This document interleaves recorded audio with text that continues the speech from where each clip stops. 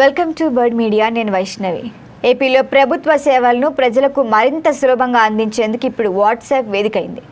అయితే ఇప్పుడు వీళ్ళు ప్రవేశపెట్టిన మన మిత్ర సేవల్లో ఆర్టిఫిషియల్ ఇంటెలిజెన్స్ అంటే ఏఐని వినియోగిస్తున్నట్లుగా మంత్రి నారా లోకేష్ అసెంబ్లీలో వెల్లడించారు. ప్రభుత్వ సేవలు అందించడంలో కొన్ని ఇబ్బందులు తలెత్తుతున్నాయని కొంతమంది సభ్యులు ప్రస్తావించగానే వాటిపైనే క్లారిటీ ఇస్తూ మంత్రి పలు కీలక అంశాలను వివరించారు. అయితే కూటమి ప్రభుత్వం అధికారంలోకి వచ్చిన తర్వాత వాట్సాప్ ద్వారా ప్రభుత్వ సేవలు అందుబాటులోకి తీసుకొచ్చింది. దానివల్ల వాళ్ళకి సమయం ఆదా చేయటం, అవినీతిని తగ్గించడం, పరిపాలనలో కూడా ట్రాన్స్పరెన్సీ పెంచడం వంటి ప్రధాన లక్ష్యాలుగా ఈ సేవలను స్టార్ట్ చేసినట్లుగా కూడా తెలిపింది. అయితే ప్రస్తుతం కొన్ని నెంబర్ల ద్వారా 943 సేవలు అందుబాటులో ఉన్నాయని వాట్సాప్ ద్వారా పేర్కొన్నారు ఆయన. 1,43,00,000 మంది ఈ సేవలను వినియోగిస్తున్నారని కూడా వివరించారు. అయితే అసెంబ్లీలో బీజేపీ ఎమ్మెల్యే డాక్టర్ పార్థసారథి అంశాన్ని ప్రస్తావించారు. గతంలో సేవ ద్వారా 270 సేవలు, సచివాలయాల ద్వారా 370 సేవలు అందుబాటులో ఉండేవని గుర్తు చేశారు. ఇప్పుడు కూటమి ప్రభుత్వం వచ్చిన తర్వాత మన మిత్ర అని వాట్సాప్ సేవల ద్వారా తీసుకొచ్చిన తర్వాత 920కి పైగా సేవలు అందుబాటులోకి వచ్చాయని తెలిపారు. అంటే ఇది చాలా ఎక్కువ. అయితే మిగతా యాప్లు అయితే ప్రస్తుతానికి సక్రమంగా పని చేయటం లేదు కాబట్టి దీనిపైన వర్క్ చేయడానికి టైం పడుతుందని కూడా, దీనిపై ఇప్పటికే ప్రభుత్వం దృష్టి పెట్టిందని కూడా చెప్పారు. మరి దీనికి సమానంగా మంత్రి లోకేష్ మాట్లాడుతూ కొన్ని సేవల్లో అంతరాయం ఏర్పడుతున్న విషయం మా దృష్టికి వచ్చింది.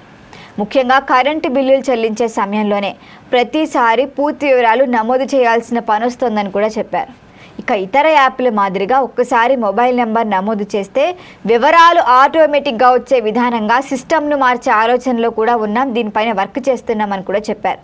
మరి దీనికోసం ప్రత్యేకంగా కొంత ఇంజనీరింగ్ ప్రక్రియ కూడా అవసరమని వివరించారు లోకేష్.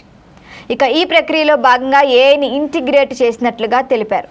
యూజర్ ఫ్రెండ్లీ అనుభవం కలిగించేందుకు, వేగవంతమైన స్పందన అందించేందుకు రసీదు కూడా వెంటనే మనకి డౌన్లోడ్ అవ్వటానికి అవసరమైన సాంకేతిక మార్పులు కూడా మేము ఎప్పటికే చేస్తున్నామని కూడా చెప్పారు లోకేష్.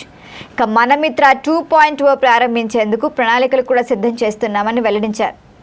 అయితే వాట్సాప్ సేవల విషయంలో డేటా భద్రతపై కూడా కొన్ని సందేహాలు వచ్చాయి. మరి వాటికి కూడా లోకేష్ సమాధానం ఇచ్చారు. ఈ సేవలకు సంబంధించిన ఎలాంటి వ్యక్తిగత డేటా స్టోర్ చేయటం లేదని చెప్పారు ఆయన. యూజర్కు సంబంధించిన సమాచారం యూజర్ వద్దే, లేకపోతే సంబంధిత విభాగం వద్ద మాత్రమే ఉంటుంది తప్ప అది డౌన్లోడ్ అవ్వదని కూడా చెప్పారు. ప్రభుత్వం వద్ద ప్రత్యేకంగా డేటా నిల్వ చేసే అవసరం కూడా లేదని చెప్పారు. అలాగే ఈ సేవల నాణ్యతపై కూడా వినియోగదారుల నుంచి ఫీడ్బ్యాక్ సేకరిస్తున్నామని చెప్పారు. సేవ అసలు ఎట్లా ఉంది, వాళ్ళకి ఎక్కడ ఇబ్బందులు ఎదురవుతున్నాయో కూడా తెలుసుకొని వాటిని పరిష్కరించే దిశగా ముందుకెళ్తున్నామని కూడా పేర్కొన్నారు. మరి సభ్యులే స్వయంగా మనమిత్ర వాట్సాప్ సేవలను ఉపయోగించి సూచనలు ఇవ్వాలని కూడా కోరారు.